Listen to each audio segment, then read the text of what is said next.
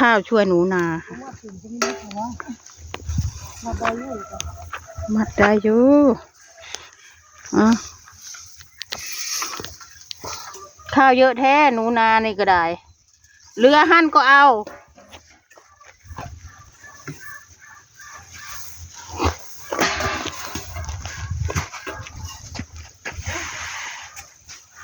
ทำลูกกันเนาะ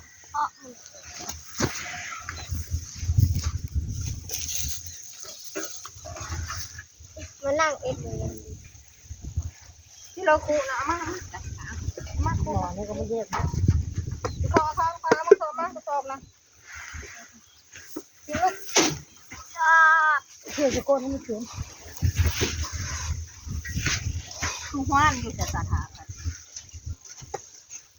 ตกภาพหรือว่าพ่อบอกจะเด็กเนาะทานปูนกันมีเบิ้งเลยอีน้อยยุ้ยว่าเอาพอดีแล้วเจอนั่นชาติมันจะเข้ากันเต็มยูเดี๋ยวที่มันมองหาทางเลี้ยว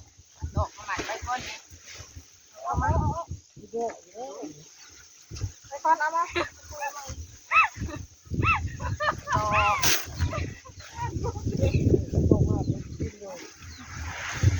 มัดตอกว่าเป็นมัดจะฟังเป็นเราถามมัดตอกให้เนี่ยก็ดึงเอาไปเลยทุกคนหนึ่งไว้แล้วก็ดึงก็อ้าแล้วก็ย่างนี่มันเข้าคือมันมองขาดพันละเนาะยุ้ยมันก็เลยโยนมาให้ดีมากเลย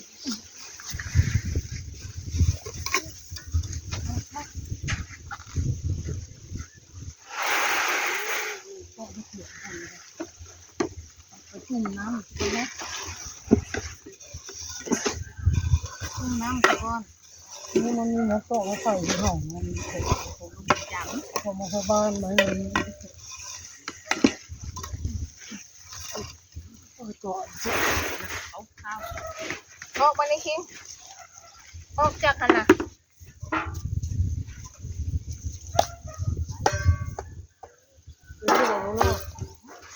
เป็นเรื่องเนาะ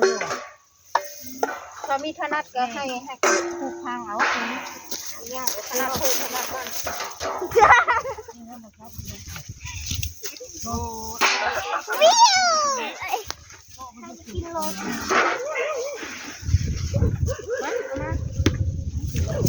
ันไปนะ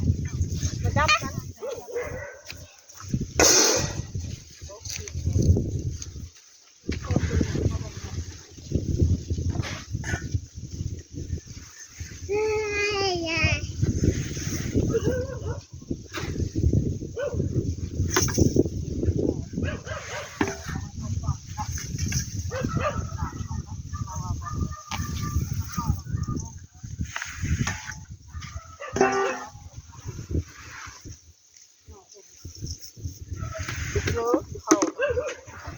đi đấy kế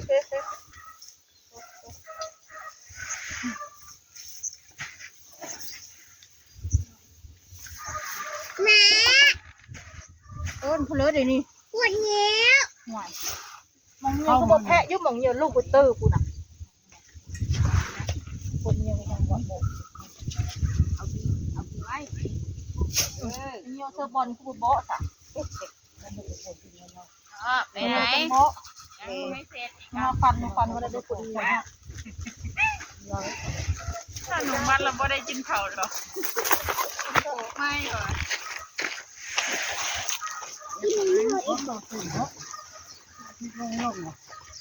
อันนั้นมัน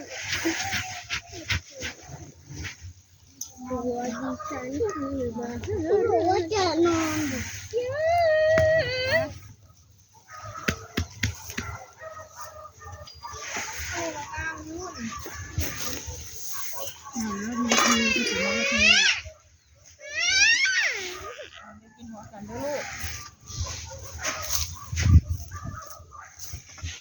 อย่าตอกมากเด้อสงสารคนยกข้าวไปทีน้อยเลยกระสอบมีเยอะอยู่สงสารว่ายกข้าวไปทีหนึ่งตรงนี้ดีกว่า บอกกระสอบนึงมื้อนี้คุณข้าวเจ้าเฮ้ยเฮ้ยเฮ้ยตีแม่เฮ้ยไอ้ตัวเล็กนั่นน่ะมานี่เร็วมานี่มานี่มานี่มานี่มานี่นี่เราลูกแล้วเอาขึ้นกระสอบเป็นยังไง โอ้ยเสียเราเวลาผ่านไปที่ดีนี้ อันนั้นอันยังบอกเกี่ยวนะข้าวเจ้าบนนะ เป็นครอบครัว ข้าวเจ้าค่ะโอเค ที่นาเสียตรงนี้ไหม ไม่เชื่อมากนี่ ไม่งั้นพัดยันไม่ได้มาหาหนูนาได้เงินเกี่ยวข้าวอีกได้หนูนาบอกเอาข้าวให้คนเอามาได้เนาะป้าต้องมีก็เกี่ยวกับตู้เย็นข้าวให้แล้วไม่ลองชิบมาใช่งั้นไม่ต้องเอาก็ยังไม่ต้องเอาไงคะ นั่นนะแล้วข้างถือก็จะเอาเนี่ยเป็นลูกของ ตากอันนั้นอี ได้ ก ใส่อะไรผิดคือป้าชาแล้วถือก็อยากไปซื้อที่จะถือถือได้ แล้วมัน เอา จะ เตียง ฝุ่น ดึ เนาะ งเตียงเอาไปซื้อ มันไม่ได้ฝุ่นเนาะไม่ได้ หนักแต่ป้าอันนี้นะอันนั้นเราเขา นี่จะดอกไม้มาไว้เนาะ ที่นาทางด้วยนะ แล้วก็มีเห็นยอดน็อตไม่เท่าเขาไม่เท่าเลยเชื่อนะมันหลัง ใช้ปัญหาผัวเห็นหน้าโดยตรงก็ต้องมอง เห็นเป็น ให้หันไปนี่บ่ได้ ถึงก็ถึงแล้วถึงแล้วใช่แล้ว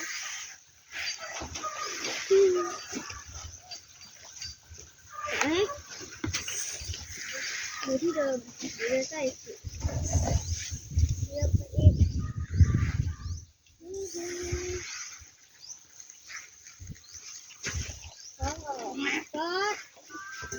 ก็ถึงก็เป็น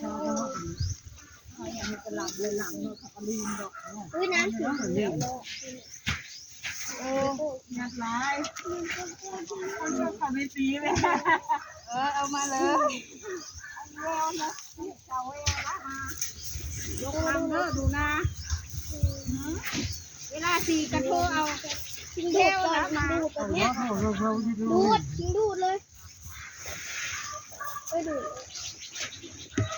เอามาข้ามเดี๋ยวดู ตั้งอยู่เดียวนะแม่เนาะตั้งอยู่เดียวนะมันหลัง ไม่ดูด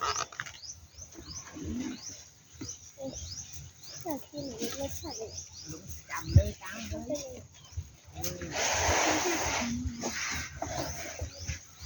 นายกไปไม่ได้ เก่งนะ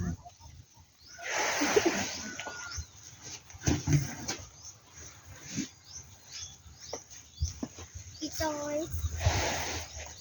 เคยกินหนูดิคือแบ่งเสีย หนูไปทางเลยลูกชายหนูนะลูกชายหนูไปทางไหนเลย คือคือแบ่งเลยค่ะคือเราถึงก็แบ่งเสีย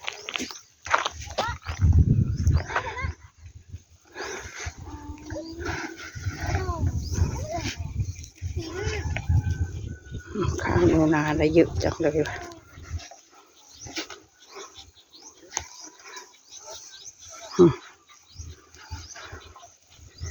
ขนมขนมเนี่ยคือแบ่ง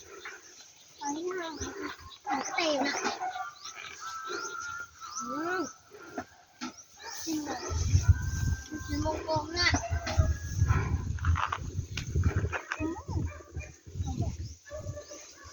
ช็อกโกแลต โอเคค่ะ ขอจบคลิปแค่นี้ค่ะ บ๊ายบาย